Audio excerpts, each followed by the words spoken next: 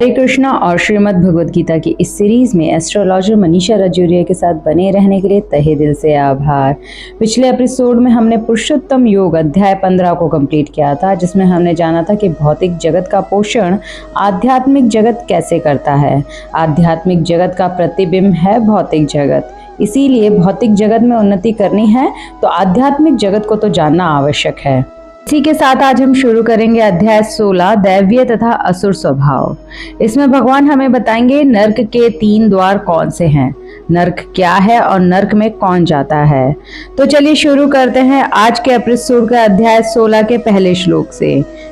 भगवान ने कहा, हे भरतपुत्र, निर्भयता, आत्मशुद्धि, आध्यात्मिक ज्ञान का अनुशीलन, दान, आत्म संयम, यज्ञ परायणता, वेदाध्ययन, तपस्या, सरलता, अहिंसा, सत्यता, क्रोध विहीनता, त्याग, शांति, छिद्रान्वेषण में अरुचि, समस्त जीवों पर करुणा, लोभ विहीनता, भद्रता, लज्जा, संकल्प, तेज, क्षमा, धैर्य, पवित्रता, ईर्ष्या तथा सम्मान की अभिलाषा से मुक्ति, ये सारे दिव्य गुण हैं जो दैवीय प्रकृति से संपन्न देव तुल्य पुरुषों में पाए जाते हैं।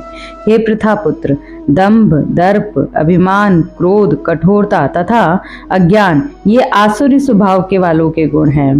पिछले एपिसोड में हमने देखा था कि भगवान ने जीवों को 2 कैटेगरी में डिवाइड किया है, एक तो नाशवान और एक जिनका नाश ना किया जा सके। जो नाशवान है वो बार बार इस धरती पर जन्म लेते हैं, और जो नाश नहीं किया जा सकता जिनका, वे भगवान के साथ एकत्व में आ जाते हैं। जो एकत्व में आते हैं वे दैवीय संपदा होती है, और जो बार बार इस धरती पर जन्म लेती है वो आसुरी स्वभाव की संपदा होती है। जैसा कि हमने 15वें अध्याय के प्रारंभ में भी इस भौतिक जगत रूपी अश्वत्थ वृक्ष की व्याख्या की देखी थी, उससे निकलने वाली अतिरिक्त जड़ों की तुलना जीवों के शुभ तथा अशुभ कर्मों से की गई थी। 9वें अध्याय में भी देवों तथा असुरों का वर्णन हुआ है। जब वैदिक अनुष्ठानों के अनुसार सतोगुण में किए गए कार्य दैवीय प्रकृति के होते हैं। जो लोग दैवीय प्रकृति में होते हैं वे मुक्ति के पथ पर होते हैं। भगवान ने दैवीय प्रकृति के गुण बताए हैं, जैसे भगवान पर पूर्ण भरोसा रखते हैं, वो एकदम निर्भय होते हैं, किसी के भी प्रति बुरी नजर नहीं रखते, आत्मशुद्धि पर काम करते हैं इत्यादि। इसी के साथ आसुरी गुण वालों के स्वभाव को भी बताया है। उन्होंने कहा कि ये लोग शो ऑफ ज्यादा करते हैं, सम्मान पाने की लालसा रखते हैं, छोटी छोटी बातों पर नाराज हो जाते हैं, अपनी इच्छा से बिना किसी नियम के कार्य करना पसंद करते हैं आदि। अगले श्लोक में भगवान कहते हैं कि दिव्य गुण मोक्ष के लिए अनुकूल हैं और आसुरी गुण बंधन दिलाने के लिए हैं। हे पांडुपुत्र, तुम चिंता मत करो, क्योंकि तुम दैवी गुणों से युक्त होकर जन्मे हो। हे प्रतापुत्र, इस संसार में सृजित प्राणी 2 प्रकार के हैं, दैवी तथा आसुरी। मैं पहले ही विस्तार से तुम्हें दैवी गुण बता चुका हूँ, अब मुझसे आसुरी गुण वालों के विषय में सुनो। यहाँ अर्जुन ने जब असुर और देवता प्रकृति के बारे में कृष्ण से सुना तो उसे लगा कि कहीं वह असुर प्रकृति का तो नहीं जो भीष्म और द्रोण को मारने की सोच रहा है। फिर कृष्ण कहते हैं कि तुम इनका वध ना तो झूठी प्रतिष्ठा में ना ही क्रोध में कर रहे हो, तुम क्षत्रिय हो, शत्रु पर बाण बरसाना तुम्हारा कर्तव्य है। आगे भगवान कहते हैं कि इस दुनिया में बद्ध जीव 2 कैटेगरी में बांटे गए हैं। दिव्य गुणों वाले नियमित जीवन बिताते हैं, आसुरी अपनी सनक के अनुसार कार्य करते हैं। अगले श्लोक में भगवान कहते हैं जो आसुरी हैं वह यह नहीं जानते कि क्या करना चाहिए और क्या नहीं करना चाहिए। उनमें ना तो पवित्रता, ना उचित आचरण और ना ही सत्य पाया जाता है। वे कहते हैं कि यह जगत मिथ्या है, इसका कोई आधार नहीं है और इसका नियमन किसी ईश्वर द्वारा नहीं होता। उनका कहना है कि यह कामेच्छा से उत्पन्न होता है और काम के अतिरिक्त कोई अन्य कारण नहीं है। ऐसे निष्कर्षों का अनुगमन करते हुए आसुरी लोग, जिन्होंने आत्मज्ञान खो दिया है और जो बुद्धिहीन है, ऐसे अनुपयोगी एवं भयावह कार्यों में प्रवृत्त होते हैं जो संसार का विनाश करने के लिए होते हैं। यहाँ भगवान अर्जुन को समझाते हैं कि असुरगण जो होते हैं ना तो शास्त्रीय नियमों का पालन करना जानते हैं, ना उनको उनको जानने की इच्छा होती है। मनुष्य को चाहिए कि स्नान करे, दंतमंजन करे, बाल बनाकर, वस्त्र बदलकर शरीर को स्वच्छ रखे। तो वह बाहरी शरीर की स्वच्छता के बारे में और आंतरिक स्वच्छता के लिए ईश्वर का नाम जप करता रहे। आसुरी लोग यह निष्कर्ष निकालते हैं कि यह जगत माया जाल है। इसका ना कोई कारण है, ना कार्य, ना नियामक, ना कोई प्रयोजन। हर वस्तु मिथ्या है। उनके लिए आत्मा तथा पदार्थ में कोई अंतर नहीं होता और वे परम आत्मा को स्वीकार नहीं करते। उनके लिए हर वस्तु पदार्थ मात्र है।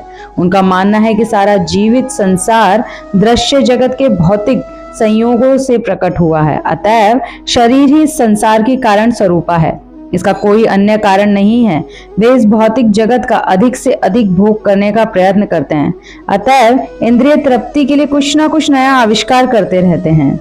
अगले श्लोक में भगवान कहते हैं, कभी ना संतुष्ट होने वाले काम का आश्रय लेकर तथा गर्व के मद एवं मिथ्या प्रतिष्ठा में डूबे हुए आसुरी लोग इस तरह मोहग्रस्त होकर सदैव क्षणभंगुर वस्तुओं के द्वारा अपवित्र कर्म का व्रत लिए करते हैं।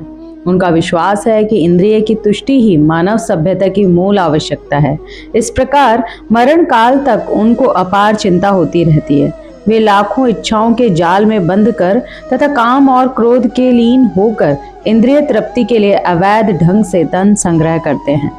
आसुरी व्यक्ति सोचता है, आज मेरे पास इतना धन है और अपनी योजनाओं से मैं और अधिक धन कमाऊंगा। इस समय मेरे पास इतना है, किंतु भविष्य में यह बढ़कर और अधिक हो जाएगा। वह मेरा शत्रु है और मैंने उसे मार दिया है और मेरे अन्य शत्रु भी मारे दिए जाएंगे।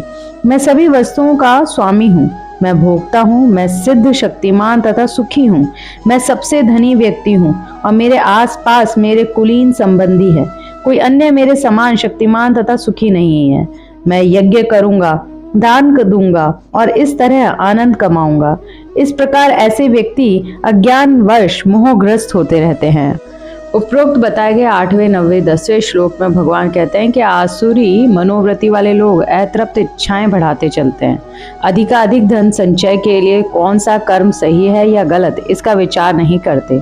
मिथ्या प्रतिष्ठा के पीछे भागते हैं। ये लोग मानते हैं कि मानव सिर्फ इंद्रियों की तुष्टि के लिए ही यहाँ आया है।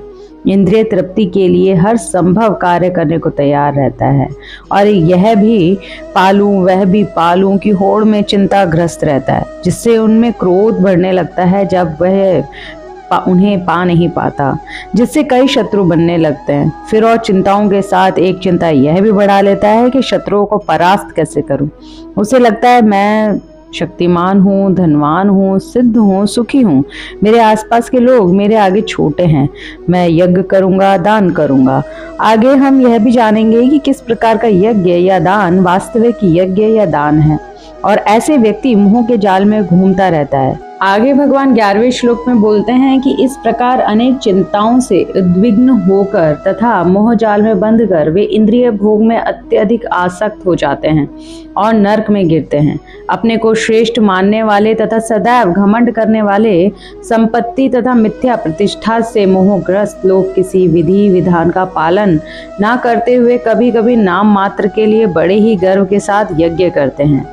मिथ्या अहंकार, बल, दर्प, काम तथा क्रोध से मोहित होकर आसुरी व्यक्ति अपने शरीर में तथा अन्यों के शरीर में स्थित भगवान से ईर्ष्या और वास्तविक धर्म की निंदा करने लगते हैं।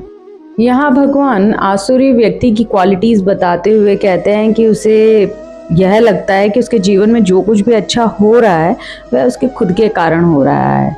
वह यह भूल जाता है कि उसके पूर्व जन्म के कर्मों का फल वह इस वक्त भोग रहा है और इसीलिए गर्व करने लगता है, लेकिन उसे पूर्व जन्म के कारणों का कोई बोध नहीं होता। आसुरी व्यक्ति अपने बाहुबल पर विश्वास ज्यादा करता है, कर्म के नियम पर नहीं। आसुरी व्यक्ति अपने शरीर में और दूसरों के शरीर में स्थित भगवान को भूल जाता है और दूसरों से ईर्ष्या करने लगता है। अब तक भगवान ने दैवीय और असुर प्रकृति के लोगों के बारे में बताया। असुर प्रकृति के लोग ऐसा क्यों करते हैं, उनके गुण ऐसे क्यों हैं, उसके बारे में भी बताया। अब भगवान कहते हैं कि असुर प्रकृति के जो लोग होते हैं उनके साथ मैं क्या करता हूँ अर्जुन, तुम अब वह सुनो। जो लोग ईर्ष्यालु तथा क्रूर हैं और नराधम हैं, उन्हें मैं निरंतर विभिन्न आसुरी योनियों में भवसागर में डालता रहता हूँ। हे कुंती पुत्र, ऐसे व्यक्ति आसुरी योनि में बारंबार जन्म ग्रहण करते हुए कभी भी मुझ तक पहुँच नहीं पाते। वे धीरे धीरे अत्यंत अधम गति को प्राप्त होते हैं। इस नर्क के 3 द्वार हैं, काम, क्रोध तथा लोभ। प्रत्येक बुद्धिमान व्यक्ति को चाहिए कि उन्हें त्याग दे, क्योंकि उनसे आत्मा का पतन होता है। यहाँ भगवान 14वें, 15वें और 16वें श्लोक में समझाते हैं कि जो ईर्ष्यालु, क्रूर और धर्म के अनुसार ना चलने वाले लोग हैं, जिनके जीवन यापन करने का वेदों के अनुसार कोई नियम नहीं है, उनमें मैं बारंबार आसुरी योनि में डालता रहता हूँ। श्रीमद् भगवत के 3 स्कंद में कहा गया है कि मृत्यु के बाद जीव को माता के गर्भ में रखा जाता है, जहाँ उच्च शक्ति के निरीक्षण में उसे विशेष प्रकार का शरीर प्राप्त होता है। यही कारण है कि संसार में जीवों की इतनी योनियां प्राप्त होती हैं। भगवान असुर योनि में रखकर उन पर कृपा करते हैं और उन्हें बार बार मौका देते हैं देव योनि में आने का। यहाँ भगवान ने नर्क के द्वार के बारे में स्पष्ट कहा है कि नर्क के 3 द्वार हैं, काम, क्रोध तथा लोभ। जब जीव काम को पूरा करने की भागदौड़ में लगता है और वह उसे पूरा नहीं कर पाता, तो क्रोध तथा लोभ उत्पन्न होता है। अब तक भगवान ने यह तो बता दिया कि नर्क के द्वार किन की वजह से खुलते हैं, लेकिन अब आगे भगवान बताएंगे कि नर्क के द्वार से जो कोई बच जाता है उसके साथ क्या होता है। भगवान कहते हैं अर्जुन को, हे कुंती पुत्र, जो व्यक्ति इन 3 नर्क द्वारों से बच पाता है वह आत्म साक्षात्कार के लिए कल्याणकारी कार्य करता है और इस प्रकार क्रमशः परम गति को प्राप्त होता है। जो शास्त्रों के आदेशों की अवहेलना करता है और मनमाने ढंग से कार्य करता है, उसे ना तो सिद्धि, ना सुख, ना ही परम गति की प्राप्ति हो पाती है।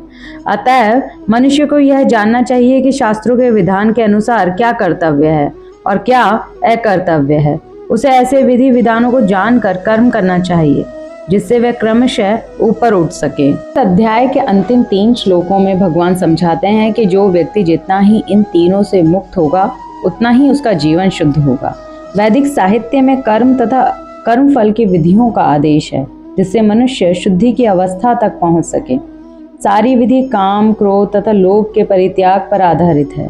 इस विधि का ज्ञान प्राप्त करके मनुष्य आत्म साक्षात्कार के उच्च पद तक उठ सकता है। करने योग्य कार्य को जान लेना और उन्हें ना करना, ये भी परम गति के रास्ते नहीं ले जाता। आगे भगवान समझाते हैं कि यदि कोई भगवत गीता से कृष्ण को जान लेता है और भक्ति में प्रवृत्त होकर कृष्ण भावनामृत को प्राप्त होता है, तो वह वैदिक साहित्य द्वारा प्रदत्त ज्ञान की चरम सिद्धि तक पहुंच जाता है। भारत में आध्यात्मिक विद्या के कई दल हैं, जिन्हें प्राय 2 श्रेणियों में रखा जाता है, निराकारवादी तथा साकारवादी। दोनों ही दल वेदों के नियमों के अनुसार अपना जीवन बिताते हैं। शास्त्रों के नियमों का पालन किए बिना कोई सिद्धि प्राप्त नहीं कर सकता। भगवान की भौतिक शक्ति अर्थात माया त्रय तापों के रूप में हमें सदैव कष्ट देती रहती है। यह भौतिक शक्ति प्रकृति के 3 गुणों से बनी है। इसके पूर्व कि भगवान के ज्ञान का मार्ग खुले, मनुष्य को कम से कम सतोगुण तक ऊपर उठना चाहिए। यदि उपरोक्त तथा प्रमाणिक गुरु का मार्गदर्शन प्राप्त हो जाता है, तो उसका जीवन सफल हो जाता है, क्योंकि गुरु उच्च पद की और उन्नति का मार्ग दिखा सकता है। इसी के साथ अध्याय 16 का तात्पर्य पूर्ण हुआ। हूँ अगले एपिसोड में अध्याय 17 श्रद्धा के विभाग के साथ। तब तक के लिए हरे कृष्णा।